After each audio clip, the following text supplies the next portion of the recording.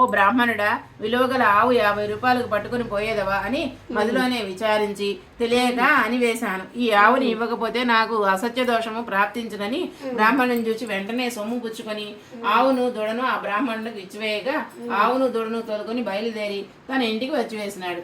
ఆ ఆవును చూడగానే బ్రాహ్మణ స్త్రీ సంతోషించింది. వెంటనే పాలు పిండి తన కుమారునకు పోసి బహు సంతోషమును పొందినది.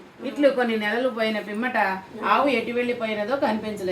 ఆవు రాకపోవడంతో చూచి బ్రాహ్మణుడు వెతకబోయాను. కొంత దూరమున త్రోవలో ఒక చెట్టు చూశాను. ఆ చెట్టు పైన 3 మనుషులు కూర్చున్నారు. వారెవరనగా బ్రహ్మ, విష్ణు, మహేశ్వరుడు. క్రిందకు బ్రాహ్మణుడు కూర్చుని ఆయాసం తీర్చుకొని లేచిపోవచ్చుండగా త్రిమూర్తులు బ్రాహ్మణుని పిలిచినారు.